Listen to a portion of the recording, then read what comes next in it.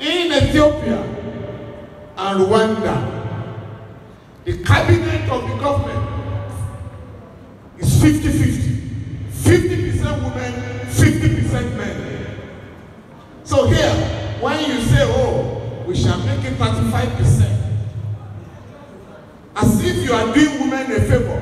Women constitute more than 50% of the population of our country. Therefore, we must now make it a matter of law that representation in government at federal, state, local government, all of them, will be the genuine representatives of our people. But when you just make it a tokenism, oh, we have some 6 women ministers, and we are very proud. We are around some African countries, I think Rwanda, about 80%, no, 75% of the legislators are women. And we must move along with other African countries. And I'm going to suggest that, and I think a member here, I've been trying to sponsor social security bill. I think it is high time we make the social security bill to work. People have no jobs, must be given something at the end of the month. Otherwise, they are going to make it impossible for the rich and all of us to enjoy our freedom. Let me say something, man, that the ruling class in Nigeria is not just about this constitution. Apart from the constitution, I don't know how you are going to do it. We must prescribe sanctions for impunity. Our country is ruled not by rule of law, it's by rule of rulers. People commit all manners of offenses, and there is no sanction. So whatever you are going to do, I beg you, let us look at how we can make the constitution work. We must commend you, the current National Assembly. You have guaranteed judicial independence by making it possible to have financial autonomy. But for the past 7 weeks, all Nigerian courts have been shut down because our powerful governors have refused to recognize the independence of the judiciary and the legislature. The point I'm therefore making, it is no longer enough, it's not sufficient to talk of restructuring in the air. It's no longer sufficient to talk of devolution of powers. A number of powers are devolved to the states between 1999 and now. And I've just mentioned one. But what has happened, with profound respect, those powers, local government elections, local government funds, absolute control, federal government shall not monitor local government funds, and I can go on and on and on. What has happened to those powers? They have been cornered by state governors, and those powers have turned them into emperors. We want a country run by Democrats. We want our democracy to be monitored, manned by Democrats. But if we simply say we want devolution of powers without responsibility, we're not going to make progress. I therefore suggest that restructuring must be horizontal and vertical. If those powers are transferred from the center to the states, those powers must be democratized and not cornered by any group of people. We are suggesting for our committee that under the current constitution, there is no federal government police. There is no federal government police. What we are supposed is Nigerian police, federal police. That police, I'm reluctant to use force because we are suggesting here we should no longer be talking of Nigerian police force, but Nigerian police service.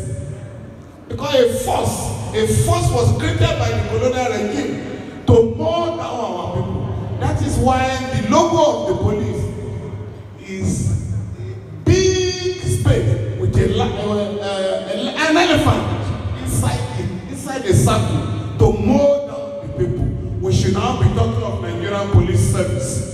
The Nigerian police service, with profound respect, is supposed to be administered by the president, the 36 state governors, the inspector general of police, and the chair of the police service commission. But what has happened? Because our governors have abdicated police powers to the president alone. Hence, we are now in trouble. That is why the Nigerian Police Council does not meet. What are the powers of the Nigerian Police Council? Honorable and distinguished Senator, the Nigerian Police Nigerian Police Force shall administer, supervise, organize, and supervise the Nigerian Police Force. That power is exercised exclusively alone by the president. This has to stop. And if we are going to have state police, I'm going to beg you, the salaries, the funding has to be from the source. You know what I mean, sir? You can't have policemen and women armed to the teeth without salaries at the end of the month. Or you are just going to have armed robbers in our country. So that is why, for those who are calling for state police, let us also agree that the funding of the police will be from the center. Let me now conclude by pleading with you,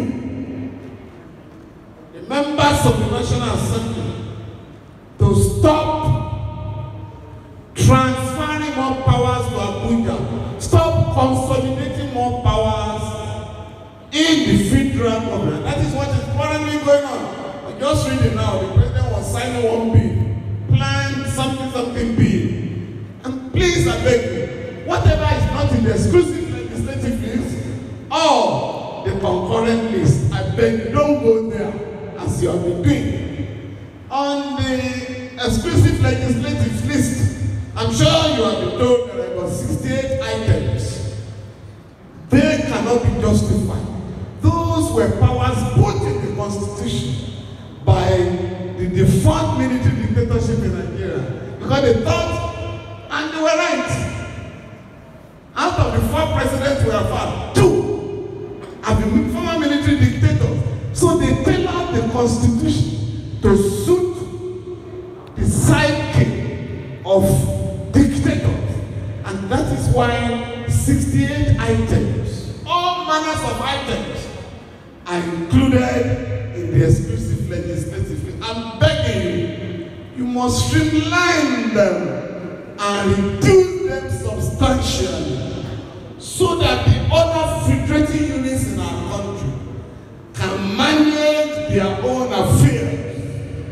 Let me end by pleading with you to appreciate that time is not on the side of the ruling class. As we are gathered here, some parts of the work of the country, southeast, northeast, northwest, a civil war is going on. In fact, in some parts of the country, the 2023 elections are already in jeopardy. INEC offices have been burned, police stations have been burned. In that kind of atmosphere, we cannot pretend that there is political stability in our country. I therefore plead with you, and you return to Abuja, please invite the president and sit down with him. What can we do very quickly to reclaim this country, which is currently on the verge of collapse? The country is on the verge of collapse. And therefore, for the constitutional amendment to be meaningful, for us to have a genuine soil for these amendments you are proposing to take root, there must be peace and stability. And you can only have peace and stability if you address the problems confronting the people. The right to self-determination is guaranteed by Article 20 of the African Charter on Human and People's Rights Act. If you don't want people to break away from Nigeria, you must give them confidence. Don't declare a war. This business of go and shoot on sight.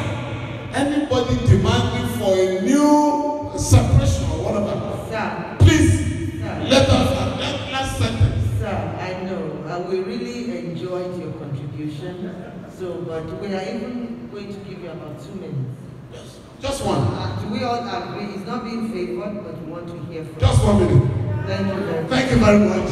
I therefore want to conclude. I want to conclude by urging our legislators, when you return to Abuja, to ensure that we abandon the path of hostility, and the federal government must be persuaded to embrace dialogue with all Nigerians who are dissatisfied with lopsided appointments and instability. Thank you very much. Distinguished. No clapping, please.